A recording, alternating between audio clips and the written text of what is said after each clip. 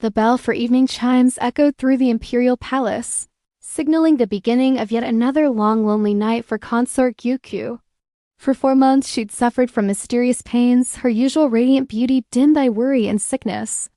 She was just a lowly servant, unacknowledged and unnamed, existing only to serve the consort. No one paid attention to her, not the healers, not the ladies-in-waiting, and certainly not the consort herself. So Malma saw everything. The subtle fragrance coming from the sachet under the pillow. She was only aware of the sachet hidden under the pillow, the way the consort reacted to the scent, the herb garden, and the sudden nightly visits.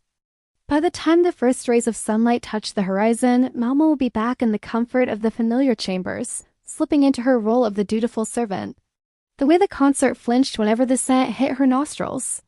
She would sneak out, plucking fresh stonecrop leaves and replacing the contents of the sachet. It was a silent rebellion, but it was also a threat. And Malmo had just proven she knew too much. In a world where even kindness could kill, Malmo had chosen to defy the unspoken rules, to take a life into her own hands. Whether it was bravery or foolishness, only time would tell. A secret promise to protect the unborn child, a life that had not yet been given a chance. Malmo did not know what lay ahead. She did not know that by removing the sachet. She had broken the rules of the deadly game being played in the shadows. The beads of sweat forming on her forehead, the dry, hacking cough that shook her thin frame, waiting, now perhaps watching her. The consort recovered slowly, her color returning, her strength rebuilding day by day until the dreaded chill disappeared altogether. The emperor, of course, took all the credit for her recovery, while Consort Gyokyu basked in the glow of his favor. Neither of them realized that Malmo had saved them both.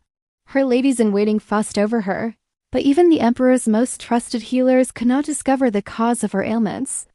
The servant with no title had just diffused a bomb hidden in a pouch of flowers. But she also knew that the bomb hadn't exploded, not really. Whoever had tried to eliminate the unborn child was still out there. Someone powerful enough to get close to the consort, to slip a sachet into her chamber without being noticed. Someone who had proven to be both patient and resourceful. There she would pluck a few leaves from the stonecrop plant, a bitter, acrid-smelling herb that grew in the shade, its purple blossoms strangely beautiful. Only a few people in the old district knew of its special property. It was a plant that ended pregnancies quietly, slowly, without leaving a trace. All they diagnosed was a chill that had settled in her bones, brought on perhaps by a draft or a lingering miasma. But Malmo knew better.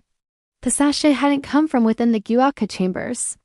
It was a gift, a seemingly innocent token from another consort, perhaps from Lady Yu, whose favor the emperor had been bestowing a lot lately.